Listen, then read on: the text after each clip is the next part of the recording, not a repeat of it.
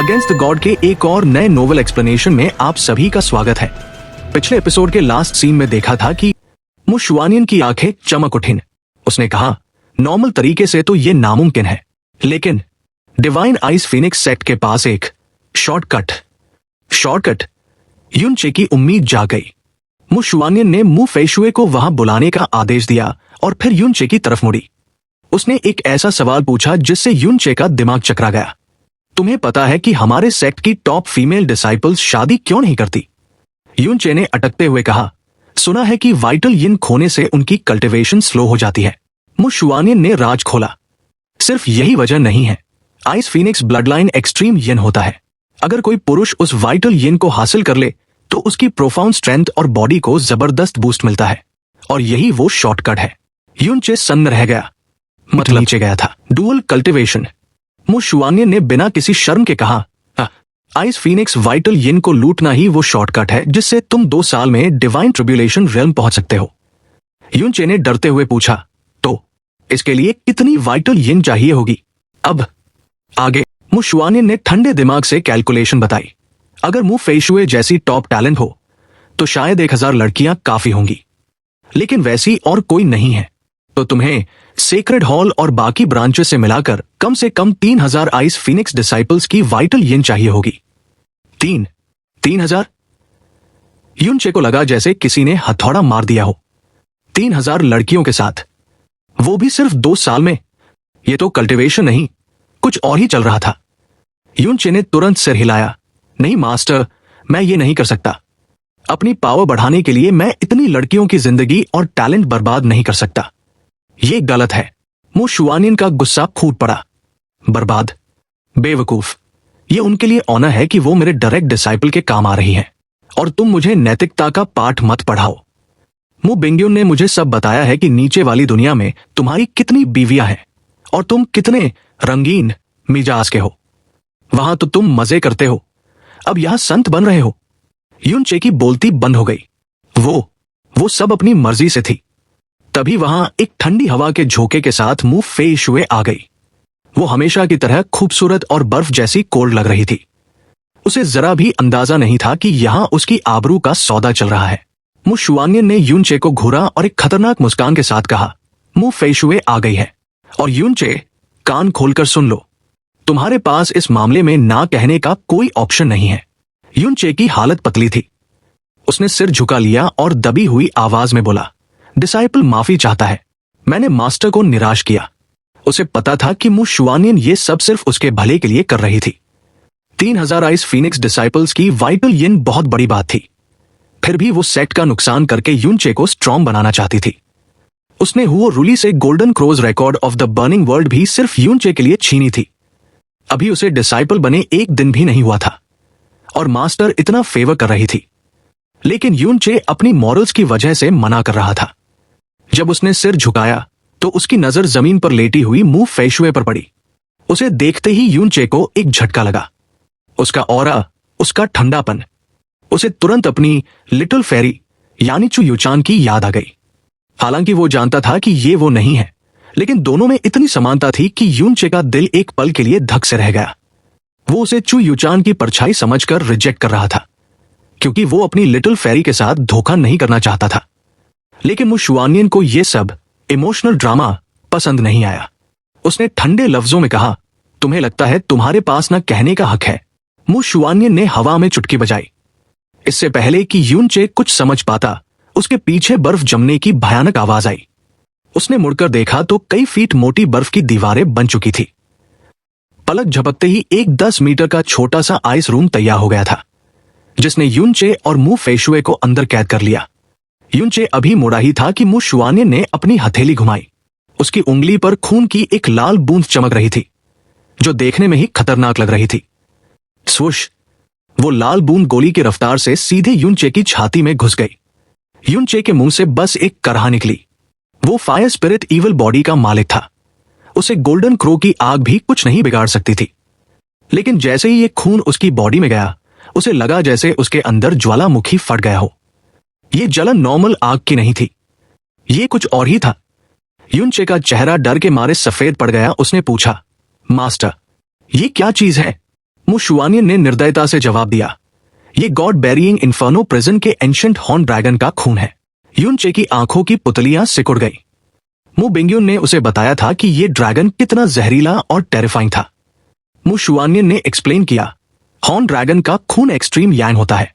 ये दुनिया का सबसे पावरफुल उत्तेजना बढ़ाने वाला है। डिवाइन स्पिरिट रियल्म वाले भी इसके सामने नहीं टिक सकते। तुम तो अभी बच्चे हो। अब मैं देखती हूं कि तुम्हारा शरीर तुम्हारी जुबान जितना जिद्दी है या नहीं। अगले ही पल मु शुआनियन ने एक हल्का सा धक्का दिया। बाम! युनचे उड़ता हुआ उस छोटे से आइस रूम के अंदर जा गिरा। साथ ही मु फेशुए को भी हवा के झोंके ने अंदर फेंक दिया। दिक्कत यह थी कि मु फेशुए की प्रोफाउंड स्ट्रेंथ को मु शुआनियन ने पूरी तरह सील कर दिया था। वो अब बस एक काम लड़की की तरह बेबस थी। क्लैक! नीली रोशनी चमकी और आइस रूम का दरवाजा हमेशा के लिए बंद हो गया। ये बर्फ मु शुआनियन ने खुद जमाई थी, जिसे तोड़ना युनचे के बस की बात नहीं थी। अब वो दोनों अंदर कैद थे। एक तरफ युनचे जिसके अंदर ड्रैगन ब्लड की आग लगी थी, और दूसरी तरफ मु फेशुए जो हिल भी नहीं सकती थी। सेक्रेड हॉल में सन्नाटा छा गया। मु शुआनियन बाहर खड़ी थी। पहले तो उसके चेहरे पर गुस्सा था कि युनचे ने उसकी बात टालने की हिम्मत कैसे की। दुनिया का कोई भी मर्द मु फेशुए जैसी खूबसूरती और वाइटल यिन के ऑफर पर पागल हो जाता, और ये लड़का नखरे दिखा रहा था। लेकिन फिर मु शुआनियन के चेहरे का भाव बदला। उसका गुस्सा पिघल गया और उसके होठों पर एक बहुत ही कातिलाना और शरारती मुस्कान आ गई। वो एकदम किसी विच की तरह लग रही थी जिसका प्लान कामयाब हो गया हो। वो बड़बड़ाई, ये लड़का भी ना बहुत नखरे वाला है। मु फेशुए मेरी फेवरेट है। चेया, ध्यान रखना कि तुम उसे तोड़ न दो। ये कहकर वो वहां से गायब हो गई, लेकिन असल में वो गई नहीं थी। वो आसमान में छिपकर सब देख रही थी। उसे यकीन था कि हॉर्न ड्रैगन ब्लड के सामने युनचे 10 सेकंड भी नहीं टिक पाएगा। 10 सेकंड बाद उसका दिमाग काम करना बंद कर देगा और वो जानवर बन जाएगा। और चूंकि मु फेशुए अपनी पावर यूज नहीं कर सकती, तो वो युनचे को रोक नहीं पाएगी। मु शुआनियन ने सोचा कि 1 घंटा इंतजार करती हूं, तब तक काम हो जाएगा। लेकिन जो अंदर हुआ वो किसी ने नहीं सोचा था। आधा घंटा बीत गया। आइस रूम के अंदर से चीखने की आवाजें आ रही थी। युनचे पागलों की तरह चिल्ला रहा था।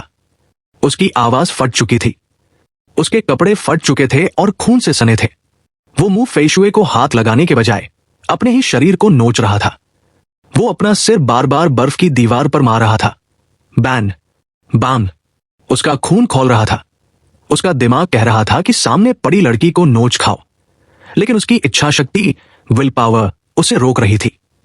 वो इतना दर्द सह रहा था कि देखने वाले की रूह काम जाए, सिर्फ इसलिए ताकि वो मु फेशुए की मर्जी के बिना उसे हाथ न लगाए, या शायद इसलिए क्योंकि उसके दिमाग में लिटिल फेरी का चेहरा था। मु फेशुए एक कोने में मूर्ति की तरह खड़ी थी।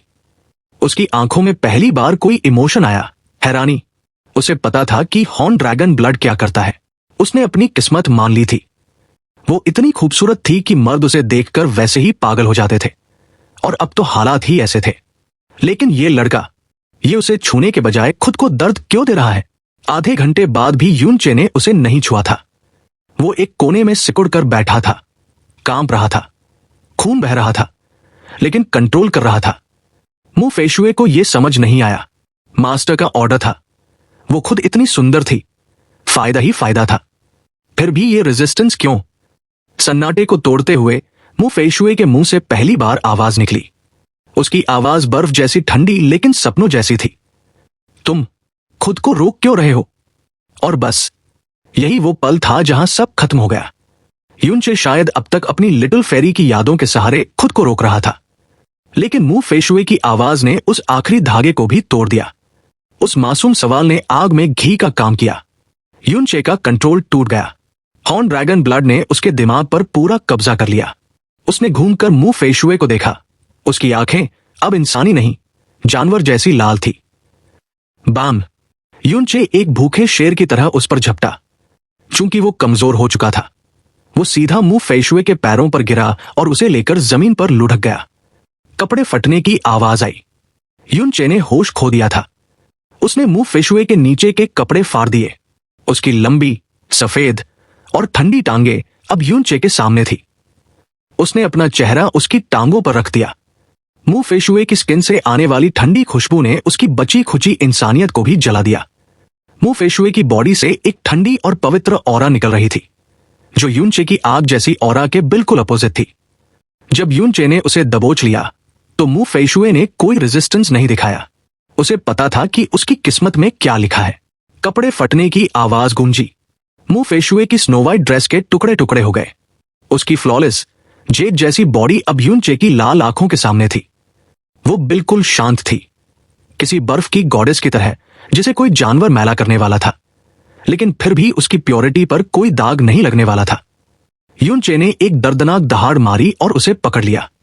उसने बिना वक्त गवाए अपना चेहरा नीचे किया और सीधा मु फेशुए के होठों, लिप्स को काट लिया। उन दोनों के बीच अब कोई दूरी नहीं बची थी। यूनचे की आंखें आग की तरह जल रही थी, लेकिन मु फेशुए की आंखें शांत थी, एक गहरे ठंडे तालाब की तरह। और बस यही वो पल था। मु फेशुए की वो शांत बेबस आंखें देखकर यूनचे को अचानक एक झटका लगा।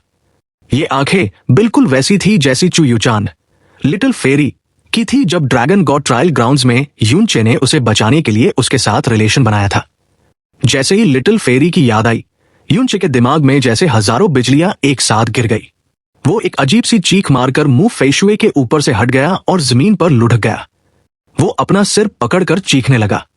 उसका शरीर अभी भी आग में जल रहा था, लेकिन उसकी विल पावर वापस आ रही थी। अपने आप को रोकने के लिए यूनचे ने अपना राइट हाथ उठाया और अपनी उंगलियां अपनी ही छाती, चेस्ट में घुसा दी। 5 गहरे खून भरे छेद, होल्स उसकी छाती में बन गए। खून का फव्वारा छूट पड़ा। इस भयानक दर्द ने उसे थोड़ा होश दिला दिया। वो दर्द से तड़पता हुआ, रेंगता हुआ मु फेशुए से दूर जाने की कोशिश करने लगा। जमीन पर खून की एक लंबी लकीर बन गई। वो कोने में जाकर सिकुड़ गया और किसी जानवर जैसी फटी हुई आवाज में बोला, मुझे बेहोश कर दो। मु फेशुए हैरानी से उसे देख रही थी। उसके होठों पर खून लगा था, यूनचे का दिया हुआ निशान। लेकिन वो चाह कर भी यूनचे को बेहोश नहीं कर सकती थी, क्योंकि उसकी पावर सील्ड थी। यूनचे का दर्द बढ़ता जा रहा था। उसे लगा कि वो फिर से कंट्रोल खो देगा।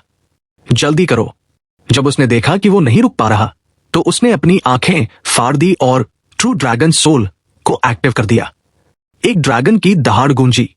ड्रैगन ऑरा ने उसे एक पल की शांति दी और उसने अपनी बची खुची ताकत अपने राइट हाथ में इकट्ठी की और बूम, उसने खुद अपने सिर पर एक जोरदार मुक्का मारा। यह पंच इतना भारी था कि पूरा आइस रूम हिल गया। बाहर मु शुआनिन ध्यान में थी। अचानक उसने आंखें खोली। ट्रू ड्रैगन की ऑरा, वो तुरंत गायब हुई और अगले ही पल आइस रूम के सामने थी। उसने हाथ हिलाया और बर्फ की दीवार पिघल गई। अंदर का नजारा देखकर स्नो सॉन्ग रियल्म किंग भी दंग रह गई। यूनचे एक कोने में लहूलुहान पड़ा था। उसकी छाती में 5 होल्स थे और वो ऑलमोस्ट बेहोश था। दूसरी तरफ मु फेशुए खड़ी थी, कपड़े फटे हुए, लेकिन वो अभी भी प्योर थी। यूनचे ने अंत तक उसे छुआ नहीं था। मु शुआनिन चुपचाप यूनचे के पास गई और अपना हाथ उसकी छाती पर रखा। उसकी ठंडी पावर ने तुरंत हॉर्न ड्रैगन के खून को शांत कर दिया और यूनचे की सांसें नॉर्मल होने लगी। मु फेशुए अभी भी यूनचे को घूर रही थी। उसकी आंखों से वो ठंडक गायब हो गई थी और अब वहां सिर्फ कंफ्यूजन और हैरानी थी। मु शुआनिन ने धीमी आवाज में पूछा, चेयर, इतना दर्द सहने के बाद भी तुमने मु फेशुए को टच क्यों नहीं किया? यूनचे, जो अभी आधे होश में था, लड़खड़ाते हुए बोला, अगर कोई और होती तो डिसाइपल मास्टर की बात मान लेता, लेकिन मैं उसके साथ ये नहीं कर सकता। क्यों? क्योंकि वो लिटिल फेरी जैसी दिखती है। जैसे ही उसने लिटिल फेरी कहा, उसके चेहरे पर एक गहरा दर्द आ गया। वो अब इस दुनिया में नहीं है। यूनचे की आवाज टूट गई। ये नाम उसके दिल का सबसे बड़ा जख्म था। फिर उसने धीरे से कहा, मास्टर, प्लीज ऑर्डर वापस ले लीजिए, वरना जैस्मीन मुझसे नफरत करेगी। इसके बाद यूनचे पूरी तरह बेहोश हो गया। मु शुआनिन हैरान थी। उसने कभी नहीं सोचा था कि यूनचे इतना इमोशनल और लॉयल हो सकता है। एक तरफ वो लिटिल फेरी की याद में तड़प रहा था और दूसरी तरफ उसे डर था कि जैस्मीन, जिसने उसे ट्रेन किया था, उससे नफरत करेगी। मु शुआनिन खड़ी हुई और मु फेशुए की तरफ मुड़ी। मु फेशुए, अपने दादा ग्रैंडफादर से कहना कि पुराना फैसला कैंसिल कर दिया गया है। मु फेशुए ने बिना कुछ कहे सिर झुकाया। उसकी सील हट चुकी थी। उसने हाथ हिलाया और नए कपड़े पहन लिए। जब वो वहां से जा रही थी, वो बर्फ में रुक गई और पीछे मुड़कर देखा। वो सोचने लगी, आखिर ये कैसा इंसान है। वो लिटिल फेरी अब इस दुनिया में नहीं है, फिर भी उसके लिए इसने सेक्ट मास्टर का ऑर्डर माना, इतना दर्द सहा, खुद को जख्मी किया। क्या मैं सच में उसके जैसी दिखती हूं? मु फेशुए की दुनिया हमेशा से बर्फ जैसी साफ और ठंडी थी, लेकिन आज युनचे ने उसके दिल में एक ऐसी जगह बना ली थी जो शायद कभी नहीं मिटेगी। उसे युनचे पर गुस्सा नहीं, बल्कि एक अजीब सी रिस्पेक्ट और अट्रैक्शन फील हो रही थी। थोड़ी देर बाद मु हुआनजी, मु फेशुए के दादा, भागते हुए सेक्रेड हॉल आए।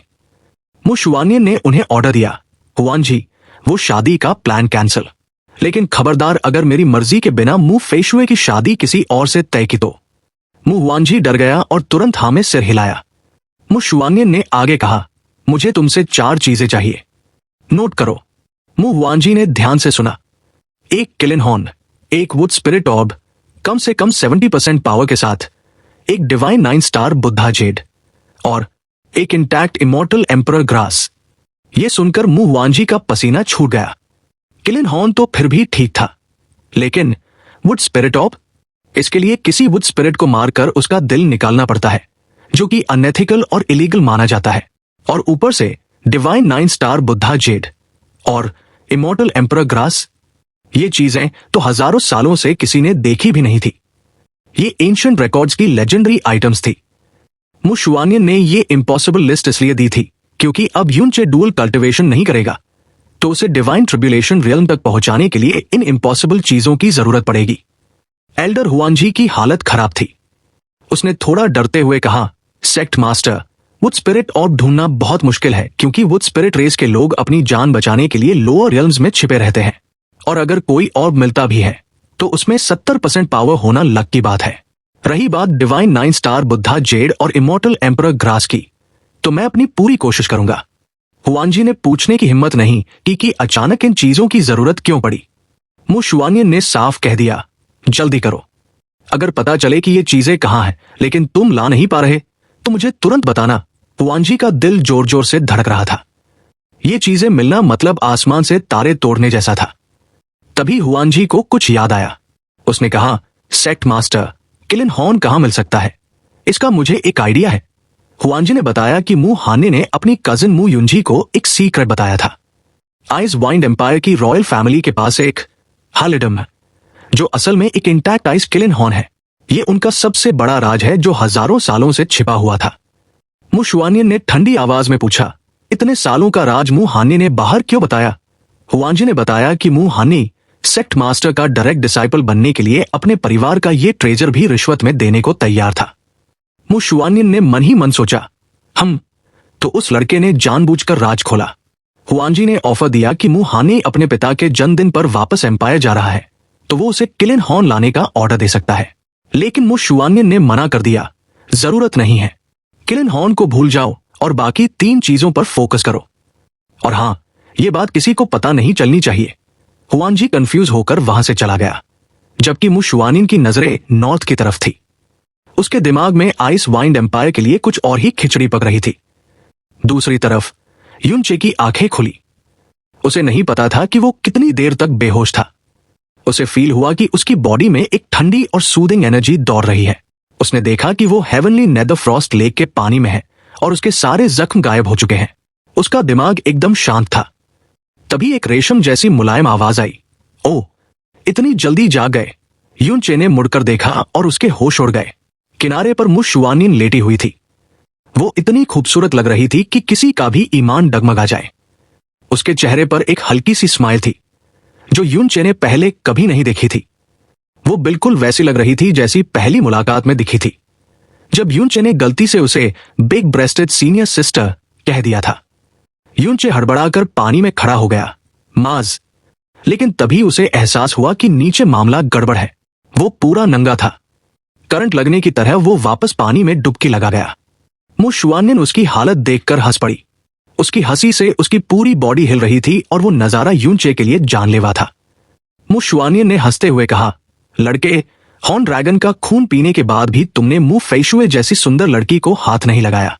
मुझे लगा कहीं तुम्हें कोई बीमारी तो नहीं, इसलिए मैंने बेहोशी में तुम्हारी बॉडी को अच्छे से इंस्पेक्ट किया, पर लगता है सब ठीक है। यूनचे का चेहरा लाल हो गया।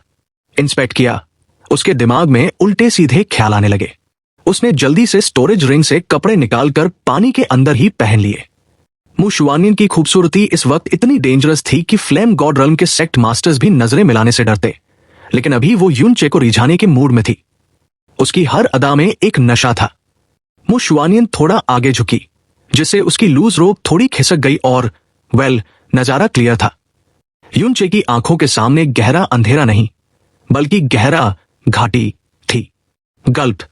यूनचे के गले से थूक निगलने की इतनी जोर से आवाज आई कि शायद 6 किलोमीटर दूर तक सुनाई दी होगी। वो बुरी तरह डर गया। ये कोई रैंडम लड़की नहीं, उसकी मास्टर और स्नो सॉन्ग रियल्म की किंग थी। मु शुआनियन अचानक हवा के झोंके की तरह उसके बिल्कुल पास आ गई। उसकी खुशबू यूनचे के दिमाग पर चढ़ गई। उसने यूनचे के कॉलर पर हाथ रखा और प्यार से बोली, वैसे तो मैं तुम्हारी पुरानी बदतमीजी माफ कर चुकी हूं, लेकिन डिसाइपल बनने के बाद भी मास्टर पर बुरी नजर? बहुत हिम्मत आ गई है तुम में। उसका चेहरा यूनचे के गाल के इतना करीब था कि उनकी सांसें टकरा रही थी। तुमने मुंह फेशुए के साथ करने से मना कर दिया। क्या ऐसा तो नहीं कि तुम चाहते हो मास्टर तुम्हारी डुअल कल्टिवेशन पार्टनर बने? यूनचे का गला सूख गया।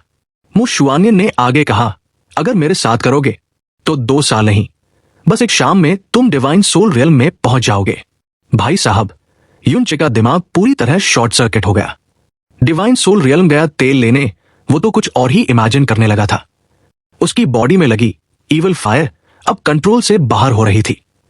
तभी चटाक, यूनचे के बाएं कान में भयंकर दर्द हुआ।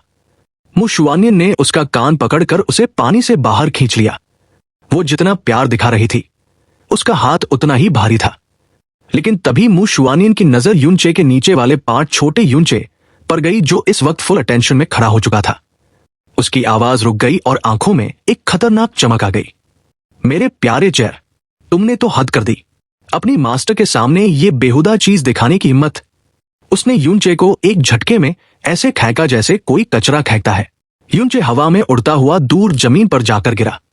दर्द के मारे उसकी हालत खराब हो गई। कम से कम 10 से 12 हड्डियां तो पक्का टूटी थी। सारा नशा उतर गया।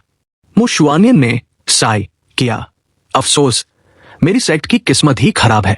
मुझे लगा था तुम में सेल्फ कंट्रोल है, पर तुम तो अंदर से पूरे ठरकी निकले। यूनचे चुपचाप सिर झुकाए बैठा रहा। अब वो क्या ही बोलता।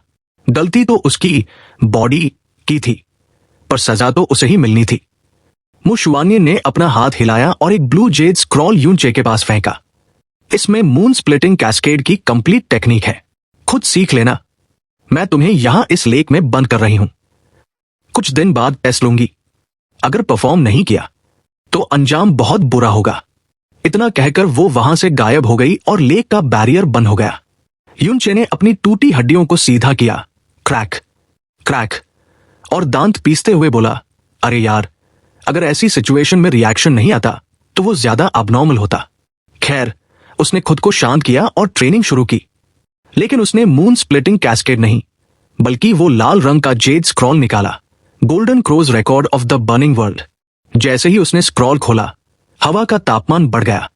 8 एथरियल्म, ब्लेजिंग सुन रहे। ये एक पॉइंट बेस्ड अटैक था जो सूरज की तरह सब कुछ जला सकता था। 9 एथरियल्म, illusory realm domain, red butterfly. ये ड्रैगन गॉड डोमेन की तरह हैरान नहीं करता था, बल्कि सीधे सोल को जलाता था। और 10 एथरियल्म, 9 सन्स हेवेंस फ्यूरी।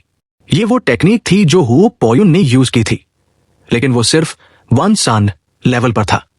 अगर कोई 9 सूरज बुला ले तो दुनिया खत्म हो सकती है। यूनचे कल्टिवेशन में चला गया। 7 दिन बीत गए। जब उसकी आंखें खुली तो वो लाल स्क्रॉल जलकर राख हो गया। उसने अपना हाथ उठाया और एक गोल्डन फ्लेम जला दी। उसने सिर्फ 7 दिनों में 8 हेथ रियल्म तक मास्टर कर लिया था। उसे लगा कि वो 15 दिन में ब्लेजिंग सुनरे भी सीख जाएगा, लेकिन उसे एक अजीब फीलिंग आ रही थी। क्या 10 एथ स्टेज सच में आखिरी है? ऐसा क्यों लग रहा है कि ये अधूरा है? खैर, उसने वो सोचना छोड़ दिया और moon splitting cascade movement technique की प्रैक्टिस करने लगा। सीन शिफ्ट होता है आइस फीनिक्स पैलेस में। मु शुआनियन अपनी चेयर पर बड़े आराम से लेटी थी, इतनी बोल्ड पोजीशन में कि अगर कोई बाहर वाला देख ले तो वही ढेर हो जाए। पास में मु बिंगयुन खड़ी थी। मु शुआनियन ने कहा, तो यूनचे ने मु फेशुए को रिजेक्ट कर दिया। लगता है मु फेशुए उसे पसंद नहीं आई। मु बिंगयुन ने कहा, दीदी ऐसा नहीं हो सकता। मु फेशुए जैसी खूबसूरती को कोई कैसे ना कह सकता है, ये नॉर्मल नहीं है। मु शुआनियन की आंखों में एक शरारत थी। अगर उसे मु फेशुए नहीं चाहिए तो बस एक ही तरीका बचता है, मेरी प्यारी छोटी बहन बिंगयुन को खुद अपनी वाइटल येन ऑफर करनी होगी ताकि उसका कल्टीवेशन बढ़ सके। मु बिंगयुन ने सीरियस होकर कहा, दीदी मजाक मत करो। मु शुआनियन हंस पड़ी, अरे मैं तो बस टीज कर रही थी। वैसे मेल डिसाइपल रखना काफी मजेदार है। और पता है, उस लड़के ने एक दिन में moon splitting cascade movement technique सीख लिया। ऐसा टैलेंट उन किंग रियल्म्स में भी नहीं मिलेगा। मु बिंगयुन समझ गई, इसीलिए आप उसे जल्दी स्ट्रॉन्ग बनाना चाहती हैं। मु शुआनियन के चेहरे पर एक मिस्टीरियस स्माइल आ गई। उन्होंने कहा, मैं उसे आइस वाइंड एम्पायर भेजने वाली हूं, मु हानी के साथ, ताकि वो खुद जाकर उस आइस किलिन हॉर्न को लेकर आए। मु बिंगयुन थोड़ा चिंता में थी और बोली कि क्योंकि यूनचे का कल्टीवेशन लेवल सच में बहुत लो है तो किसी एल्डर को उसके साथ भेजना चाहिए ताकि उसकी सेफ्टी मेंटेन रहे। लेकिन मु शुआनियन ने सिर हिलाकर मना कर दिया। उसका प्लान क्लियर था, वो यूनचे को वहां अकेला भेजने की तैयारी कर रही थी। यह सुनकर बिंगयुन थोड़ा हैरान हुई और सोच में पड़ गई। मु शुआनियन का एटीट्यूड थोड़ा रूथलेस लग रहा था। उसने कहा कि अगर वो जिंदा वापस नहीं आ सकता या किलिन हॉर्न लाने में फेल हो जाता है तो वो उस पर और एफर्ट वेस्ट नहीं करेगी। उसकी आंखों में हल्की सी रिजेंटमेंट दिख रही थी, जैसे वो कह रही हो कि प्राइस बहुत बड़ा है। वो खुद को almighty snow song realm king बोल रही थी, जो एक छोटे से ब्रैट की वजह से परेशान हो रही है। ये बात उसे बिल्कुल कंटेंट फील नहीं होने दे रही थी। मु बिंगयुन ने अपनी बहन का ये चाइल्डिश एटीट्यूड देखा और हल्का सा स्माइल किया। उसने समझाया कि भले ही यूनचे का प्रोफाउंड लेवल लो है, पर वो अब डायरेक्ट डिसाइपल है। ये न्यूज पूरे स्नो सॉन्ग रियल में फैल चुकी होगी, तो कोई भी उसे हाथ लगाने की हिम्मत नहीं करेगा। खतरा होने का सवाल ही नहीं बनता। पर मु शुआनियन की आंखें हल्की सी नैरो हुई। उसने कहा कि कुछ लोगों की हिम्मत आसमान से भी बड़ी हो सकती है। किलिन हॉर्न लाना और जिंदा वापस आना, ये सब अब यूनचे की कैपेबिलिटीज पर डिपेंड करेगा। थोड़ी देर बाद मु बिंगयुन घूमकर बोली कि अगर ऐसा है तो शियाओलान को उसके साथ भेज देते हैं। जब से वो सेक्ट में आई है उसने अपने पेरेंट्स को नहीं देखा। आइस वाइंड एम्पायर के एम्परर के 1000 ईयर बर्थडे सेलिब्रेशन में उसके पेरेंट्स पक्का आएंगे। ये एक अच्छा मौका होगा फैमिली रियूनियन का। मु शुआनियन ने होंठ दबाए और फिर अचानक शीपिशली बोली कि बिंगयुन उस लिटिल वन शियाओलान को कुछ ज्यादा ही अच्छे से ट्रीट करती है। क्या होगा अगर एक दिन वो अपनी बिग सिस्टर को ही भूल जाए। दोनों बहनों के बीच थोड़ा मजाक चला, लेकिन फिर मु शुआनियन का मूड थोड़ा सीरियस और मिस्चिवस हो गया। उसने वार्न किया कि शियाओलान को केयरफुल रहना होगा क्योंकि ये नया डिसाइपल विमेन के लिए बहुत डेंजरस है। बिंगयुन ने अग्री किया। मु शुआनियन ने कहा कि यहां तक कि मु फेशुए का माइंड भी अनसेटल हो गया था। शियाओलान तो एक भोली भेड़ की तरह है जो टाइगर के डेन में जा रही है। अगर वो यूनचे के प्यार में पड़ गई तो शायद उसे अपने मास्टर की भी परवाह नहीं रहेगी। मु फेशुए का नाम सुनकर बिंगयुन शॉक हुई, पर उसने मना कर दिया। उसने कहा मु फेशुए का पर्सनालिटी उसके जैसा है, उसका दिल किसी आदमी के लिए मूव होना इम्पॉसिबल है। पर मु शुआनियन को वो सीन याद आया जब मु फेशुए की आंखें डेस्ड और मिस्टी थी। मु शुआनियन अपनी आइस चेयर से उठी। उसकी बॉडी का हर मूवमेंट एक अलग ही चार्म बिखेर रहा था। उसने एक गहरी सांस ली जो सुनने में किसी सेक्सी मोन जैसी लग रही थी। वो बोली कि अब टाइम आ गया है उस ब्रैड को दोबारा चेक करने का। उसने उसे हेवनली नेदर फ्रॉस्ट लेक में लॉक किया था मून स्प्लिटिंग कैस्केड कल्टीवेट करने के लिए, पर वो चुपके से golden crows record of the burning world की ट्रेनिंग कर रहा है। इतनी मार और डांट के बाद भी वो डिसोबीडियंट है। सीन शिफ्ट होता है हेवनली नेदर फ्रॉस्ट लेक पर। यूनचे को वहां लॉक हुए 14 दिन हो चुके थे। ये जगह ऐसी थी जहां जाना कई आइस फीनिक्स डिसाइपल्स का सपना होता था। यूनचे ने पहले 7 दिन golden crows record of the burning world के आखिरी 3 रियल्म्स को समझने में लगाए, पर अभी ट्रेन नहीं किया था। बाकी टाइम उसने मून स्प्लिटिंग कैस्केड पर लगाया क्योंकि मु शुआनियन ने ऑर्डर दिया था और वो पर्सनली जांच करने वाली थी। अगर वो फेल हुआ तो अंजाम बुरा होगा। शायद स्टार गॉड्स ब्रोकन शैडो की फाउंडेशन की वजह से यूनचे की प्रोग्रेस मून स्प्लिटिंग कैस्केड पर बहुत तेज थी। जब भी वो थक जाता वो हेवनली नेदर फ्रॉस्ट लेक में डुबकी लगाता और उसकी स्पिरिट्स और प्रोफाउंड एनर्जी तुरंत रिकवर हो जाती। ये स्टार पिकर स्टोन पर बैठने से भी ज्यादा फास्ट था। उसकी प्रोफाउंड स्ट्रेंथ बढ़ रही थी, लेकिन 2 साल में डिवाइन ट्रिब्यूलेशन रियल्म तक पहुंचना अभी भी नामुमकिन लग रहा था। ऊपर आसमान से मु शुआनियन उसे देख रही थी। उसकी स्पीड और मूवमेंट्स अब एक्चुअल बैटल्स के लिए तैयार लग रहे थे। तभी यून चे ने एक लंबी सांस ली। जैसे ही वो पीछे मुड़ा, वो बुरी तरह डर गया। वहां एक स्नोई फिगर खड़ी थी जिसकी आंखें बर्फ से भी ठंडी थी और उससे एक चिलिंग ऑरा निकल रहा था। यून चे तुरंत घुटनों पर बैठ गया और डिसाइपल ग्रीट्स मास्टर बोला। काफी देर तक कोई जवाब नहीं आया, बस एक जानलेवा ठंडक उसकी बॉडी और सोल को दबा रही थी।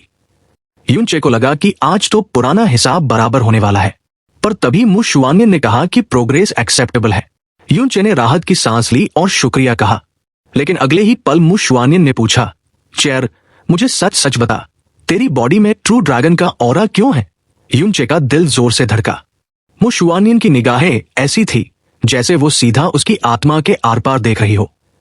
यून चे ने झूठ बोलने का रिस्क नहीं लिया और सच बता दिया कि फीनिक्स और गोल्डन क्रो के अलावा उसे ड्रैगन गॉड की इनहेरिटेंस भी मिली है। Dragon God? मु शुआनियन की आंखों में शौक साफ दिखा। वो प्रिमोडियल एज़्योर ड्रैगन की बात कर रहा था जो एरा ऑफ गॉड्स में ड्रैगन रेस का लीडर था। मु शुआनियन को अब समझ आया कि यून चे की एबनॉर्मल फिजिक उसकी ड्रैगन गॉड ब्लडलाइन की वजह से है। उसने कहा कि जिस प्लैनेट पर यून चे पैदा हुआ वो सच में एक्स्ट्राऑर्डिनरी है। वहां फीनिक्स, गोल्डन क्रो और ड्रैगन गॉड सबकी लेगेसीज है। मु शुआनियन ने एक्सप्लेन किया कि ये कोई आम ड्रैगन ब्लडलाइन नहीं, बल्कि प्रिमोडियल ब्लडलाइन है। अगर ड्रैगन गॉड रियल्म को इस बारे में पता चला तो वो उसमें बहुत इंटरेस्ट लेंगे। यून चे ने ड्रैगन गॉड रियल्म का नाम पहले भी सुना था। मु शुआनियन ने बताया कि गॉड रियल्म के 4 डिवाइन रीजन्स में से वेस्टर्न डिवाइन रीजन सबसे स्ट्रांग है। वहां के ड्रैगन गॉड रियल्म का किंग पूरे गॉड रियल्म का स्ट्रॉन्गेस्ट इंडिविजुअल माना जाता है। यहां तक कि ईस्टर्न डिवाइन रीजन का ब्रह्मा मोनार्क रियल्म किंग भी उसका मुकाबला नहीं कर सकता। यून चे ये सुनकर हैरान था। मतलब ड्रैगन गॉड रियल्म पूरे प्राइमल केओस डायमेंशन में सबसे पावरफुल एग्जिस्टेंस है। मु शुआनियन ने आगे बताया कि ड्रैगन गॉड रियल्म के लोग पैदा ही ट्रू ड्रैगन्स होते हैं, इसलिए उनकी स्ट्रेंथ बाकी रेसेस से कहीं ज्यादा होती है। ड्रैगन एम्परर के अलावा कोई और वहां ड्रैगन क्वीन टाइटल यूज नहीं कर सकता। लेकिन मु शुआनियन ने यून चे को शांत किया कि ड्रैगन गॉड रियल्म वाले टायरानिकल हैं, पर वो नैरो माइंडेड नहीं है। वो दूसरी रेसेस के साथ शादी भी करते हैं और अगर उन्हें यून चे की ब्लडलाइन का पता चला तो शायद वो उसे इनवाइट करें, पर फोर्स नहीं करेंगे। यून चे ने राहत की सांस ली, लेकिन उसने मन ही मन डिसाइड किया कि वो केयरफुल रहेगा, क्योंकि उसके पास सिर्फ ब्लडलाइन नहीं बल्कि दुनिया का इकलौता ड्रैगन गॉड सोल और ड्रैगन गॉड मैरो भी था। अगर ये बात बाहर आई तो रिस्क बढ़ सकता है। मु शुआनियन ने कहा कि अब उसे गॉड रियल्म के बारे में और जानने की जरूरत है, लेकिन उससे पहले एक और बड़ा काम है। यूनिवर्स पेंटा जेड पैलेट। मु शुआनियन ने ये नाम लिया। यून चे कंफ्यूज था। मु शुआनियन ने बताया कि अगर वो डिवाइन ट्रिब्यूलेशन रियल्म तक पहुंचना चाहता है प्रोफाउंड गॉड कन्वेंशन से पहले, तो यही एक रास्ता है। ये सुनकर यून चे की आंखें फटी रह गई। क्या एक पिल उसे इतना बड़ा जंप दे सकती है? मु शुआनियन ने कंफर्म किया कि अगर वो इस पैलेट को रिफाइन कर ले तो वो सीधा डिवाइन ट्रिब्यूलेशन रियल्म में एंटर कर जाएगा, और वो भी 2 साल से कम टाइम में। लेकिन असली चैलेंज अब शुरू होने वाला था। इस पैलेट को बनाने के लिए 5 एक्सट्रीमली रेयर आइटम्स चाहिए। Qilin horn, ancient dragon heart, wood spirit orb, 9 star divine Buddha jade और इमॉर्टल एम्परर ग्रास। ये नाम सुनकर ही लग रहा था कि इन्हें ढूंढना नामुमकिन के बराबर है। मु शुआनियन ने कहा कि पूरे स्नो सॉन्ग रियल्म की ताकत लगाने के बाद भी इन्हें पाना आसमान तोड़ने जैसा है। एंशिएंट ड्रैगन हार्ट एक ऐसे ट्रू ड्रैगन का होना चाहिए जो 1 लाख साल से ज्यादा जिया हो और हार्ट पूरा कंप्लीट होना चाहिए। यून चे ने पूछा कि क्या वो हॉर्न ड्रैगन जो उन्होंने मारा था उसका हार्ट चलेगा? मु शुआनियन ने डांट कर चुप करा दिया कि वो बेकार है। फिर बात आई वुड स्पिरिट ऑर्ब की। ये वुड स्पिरिट रेस का लाइफ ओरिजिन ऑर्ब होता है। वुड स्पिरिट रेस के पास दुनिया की प्योरेस्ट नेचर एनर्जी होती है, पर उनकी ऑफेंसिव पावर वीक होती है। इस वजह से लोग उन्हें शिकार करते हैं और स्लेव बनाते हैं। मु शुआनियन ने एक डार्क रियलिटी बताई। वुड स्पिरिट ऑर्ब अगर मेडिसिन रीफाइनिंग में यूज हो तो सक्सेस रेट बहुत बढ़ जाता है। इसलिए लोगों ने वुड स्पिरिट रेस को इतना हंट किया कि वो अब एक्सटिंक्शन की कगार पर है। अगर ऑर्ब निकालते वक्त वुड स्पिरिट मर जाए तो एनर्जी डिसिपेट होने लगती है। 70% से ज्यादा एनर्जी वाला ऑर्ब पाना नामुमकिन जैसा है, क्योंकि मौत के वक्त वुड स्पिरिट अपना ऑर्ब खुद डिस्ट्रॉय कर देते हैं। सिर्फ तभी 100% एनर्जी मिलती है जब कोई वुड स्पिरिट अपनी मर्जी से अपनी जान देकर ऑर्ब दे। बाकी 2 items 9 star divine Buddha jade और इमॉर्टल एम्परर ग्रास तो और भी ज्यादा रेयर है। मु शुआनियन ने कहा कि उन्हें ढूंढने के लिए लोग भेजे गए हैं, पर सब यून चे की किस्मत पर डिपेंड करेगा। अब बचा आखिरी आइटम, किलिन हॉर्न। मु शुआनिन ने रिवील किया कि ये टास्क यूनचे के लिए है। ईस्टर्न डिवाइन रीजन में किलिन्स खत्म हो चुके हैं, लेकिन एक जगह है जहां अभी भी एक किलिन हॉर्न मौजूद है, आइस वाइंड एम्पायर। ये वही एम्पायर है जहां से मु हानी आता है। ये किलिन हॉर्न वहां का हैलिडम, राष्ट्रीय धरोहर, और पिछले 1 लाख साल से उनके पास है। मु शुआनिन ने ऑर्डर दिया कि यूनचे और मु हानी वहां जाएंगे और उस किलिन हॉर्न को लेकर आएंगे। लेकिन ट्विस्ट ये है कि मु हानी को इस बारे में पता नहीं चलना चाहिए और ना ही आइस वाइंड एम्पायर को। यूनचे को अपनी कैपेबिलिटी यूज करके वो हॉर्न लाना होगा। यूनचे समझ गया कि ये उसका टेस्ट है। अगर रियल्म किंग मांग ले तो कोई मना नहीं करेगा, पर उसे खुद ये काम करना है। मु शुआनिन ने एक और शर्त रखी, जिंदा वापस आना। उसने यूनचे को 2 बॉटल्स दी। एक में हॉर्न ड्रैगन की ब्रेथ थी, पॉइजन, और दूसरे में हॉर्न ड्रैगन का ब्लड। मु शुआनिन ने कहा कि अब ये उसके किसी काम का नहीं, पर यूनचे के पास स्काई पॉइजन पल है तो वो इसे यूज कर सकता है। यूनचे ने पूछा कि कब निकलना है। मु शुआनिन ने ठंडे स्वर में कहा, अभी इसी वक्त। यूनचे थोड़ा शॉक था, पर उसने तुरंत हाँ कहा। बैरियर खुला और यूनचे सीधा आइस फीनिक्स सिटी की तरफ निकल गया, जहां एक नया एडवेंचर और खतरा उसका इंतजार कर रहा था। आइस फीनिक्स सिटी के बर्फीले मैदानों में, जहां स्नो हर तरफ गिर रही थी। यूनचे जैसे ही सेक्रेड हॉल से बाहर आया, उसने देखा कि कोई उसका इंतजार कर रहा है। वो और कोई नहीं बल्कि मु हानी था। हानी के कंधों पर जमी स्नो बता रही थी कि वो वहां काफी देर से खड़ा है। यूनचे को देखते ही मु हानी ने एक पोलाइट स्माइल के साथ बो किया और बोला, सीनियर ब्रदर यूनचे, हम फिर मिले। यूनचे ने भी माफी मांगी कि उसने हानी को वेट करवाया। यहां मु हानी का बिहेवियर बहुत ही ज्यादा हम्बल था। वो खुद को सीनियर ब्रदर कहलाने लायक नहीं मानता था, जबकि वो आइस वाइंड एम्पायर का प्रिंस था। यूनचे ने हंसी मजाक में बात टाली और कहा कि अब वो एम्पायर जा रहे हैं तो हानी को ही उसका ख्याल रखना होगा। मु हानी ने बताया कि यूनचे का उसके पिता यानी एम्परर के 1000th बर्थडे सेलिब्रेशन में आना उनके लिए अनप्रेसिडेंटेड हैप्पीनेस की बात है। मतलब स्नो सॉन्ग रियल्म की हिस्ट्री में आज तक कोई सेक्ट मास्टर का डायरेक्ट डिसाइपल किसी राजा के बर्थडे में नहीं गया था। ये उनके लिए बहुत बड़ी बात थी। मु हानी अपनी एक्साइटमेंट में अभी अपने पिता को साउंड ट्रांसमिशन जेट से खबर देने ही वाला था कि यूनचे वहां आने वाला है, लेकिन तभी यूनचे ने उसे रोक दिया। यूनचे ने कहा, रुको, अभी इन्फॉर्म मत करो। मैं चाहता हूं कि ये एक सरप्राइज रहे। असल में यूनचे का प्लान कुछ और था। वो वहां किलिन हॉर्न चुराने जा रहा था, सेलिब्रेशन मनाने नहीं। अगर पहले से हल्ला मच गया तो उसका मिशन मुश्किल हो सकता था। मु हानी को लगा कि यूनचे कितना ब्रॉड माइंडेड है जो इतना बड़ा सरप्राइज देना चाहता है, और उसने बात मान ली। चैनल को सब्सक्राइब, वीडियो को लाइक और हाइप कर दो। साथ ही ऐसे ही रेगुलर वीडियोस के लिए आप मेंबरशिप ले सकते हैं। फर्क नहीं पड़ता आप कौन सी मेंबरशिप ले रहे हैं। कम लेवल वाली भी अगर आप मेंबरशिप लेते हैं तो इससे मेरी बहुत हेल्प हो जाएगी। इससे मुझे मोटिवेशन मिलेगा। साथ ही फ्यूचर में ऐसे ही और कमाल के वीडियोस आते रहेंगे। हमें सपोर्ट करने के लिए आप सभी को दिल से शुक्रिया।